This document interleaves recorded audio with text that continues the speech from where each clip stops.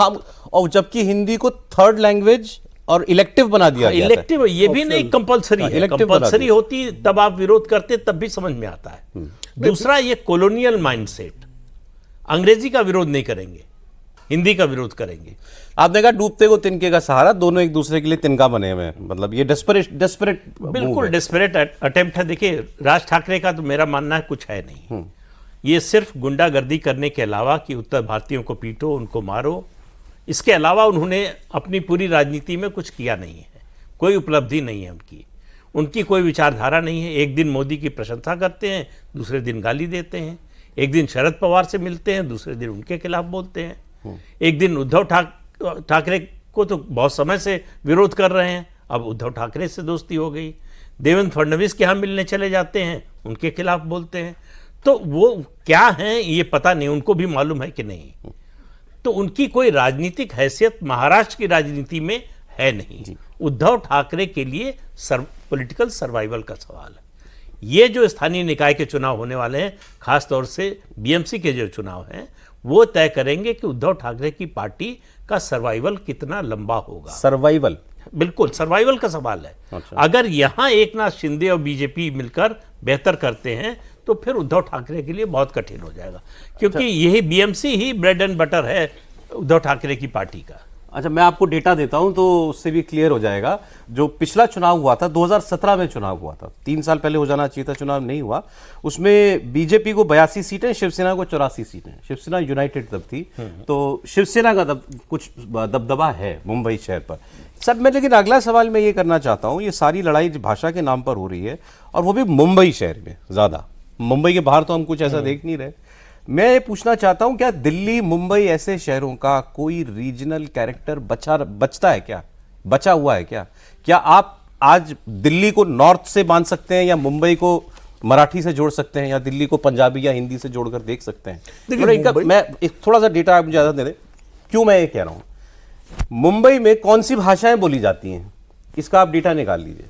29%, 35% बोलते हैं मराठी, 35% बोलते हैं, सिर्फ ज़्यादा नहीं, मुंबई में 29% बोलते हैं हिंदी, 12% बोलते हैं उर्दू, 11.5-12% बोलते हैं गुजराती, भोजपुरी बोलने वाले 2% हैं, तमिल बोलने वाले 2.5% है, तेलुगु बोलने वाले 2% है।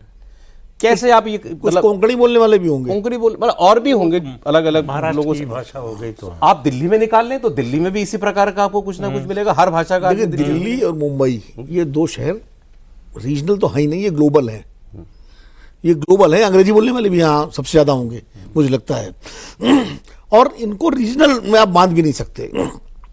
दिल्ली में भी इस तरह की बीच बीच में पहले राजनीति होती थी, जब पंजाबी वर्चस्व था उत्तर भारतीयों को लेके, खासकर बिहार और पूर्वी उत्तर प्रदेश के लोगों को लेके यहाँ कंटेम्प्ट था लोगों में, लेकिन धीरे धीरे यहाँ की डेमोग्राफी ने अब ऐसा कर दिया। आज भी मिल जाते हैं ऐसे लोग, हाँ, लेकिन अब राजनीति भाई यहाँ पर आक्रमण हो गया यूपी या बिहार, हाँ, लेकिन वो कोई पॉलिटिकल इशू नहीं बन पाता नहीं है, क्योंकि अब कोई पार्टी अफोर्ड नहीं कर सकती दिल्ली में उत्तर भारतीयों को, यानी उत्तर भारतीय नहीं पूर्वांचलियों को गाली दे करके पॉलिटिक्स ही नहीं कर सकती।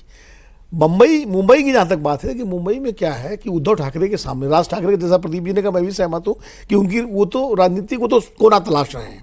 लोकसभा चुनाव 2019 में नरेंद्र मोदी के खिलाफ प्रचार कर रहे थे, बड़ी बड़ी रैलियाँ उन्होंने, बड़ी पब्लिक आ रही थी, सुन रही थी, लेकिन बीजेपी जीती थी वहाँ पर। और उसके बाद फिर वो बीजेपी के साथ चले गए। उनका एक तो उद्धव ठाकरे के सामने सबसे बड़ी दुविधा क्या है, उद्धव ठाकरे के सामने क्या है, हिंदुत्व की राजनीति का में अगर वो लौटते हैं तो वो बीजेपी सबसे बड़ी पार्टी है हिंदुत्व की, बीजेपी का कॉपीराइट है, होलसेल डीलर वो है हिंदुत्व की, आप उसकी बी टीम बनिए या तो। अब उनके सामने एक ही रास्ता है, मराठी स्वाभिमान, महाराष्ट्रीय अस्मिता जो है, क्योंकि बाला साहब ठाकरे ने जब शुरू किया था तो महाराष्ट्र अस्मिता से ही शुरू किया था, गुजरातियों के खिलाफ, तमिलियों के खिलाफ, बाद में वो हिंदुत्व पर आ गए थे। तो उद्धव ठाकरे अब मराठी के मुद्दे को लेकर के अपनी एक राजनीति, क्षेत्रीय राजनीति करना चाहते हैं, जैसे स्टालिन तमिलनाडु में कर रहे हैं तमिल अस्मिता के लिए, ममता बनर्जी बंगाल में बंगला अस्मिता की बात करती, वो उसी राजनीति को, उसी रास्ते पर उद्धव ठाकरे जाना चाहते हैं। क्योंकि बीजेपी और कांग्रेस दो पार्टियां ऐसी हैं, ये एक सीमा के बाद क्षेत्रीय राजनीति नहीं कर सकती, दोनों राष्ट्रीय पार्टियां हैं।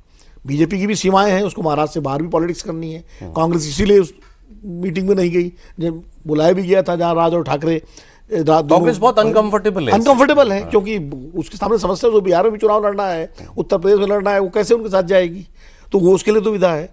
तो उद्धव ठाकरे अब उस पिच पर बैटिंग करना चाहते हैं और राज का उनको साथ मिल गया है। तो बीएमसी का चुनाव इसका लिटमस टेस्ट होगा, टेस्ट केस होगा कि उनका ये कार्ड कितना चलता है इसमें, क्योंकि अब अच्छी खासी संख्या उत्तर भारतीयों की भी मुंबई में है। बता देता हूँ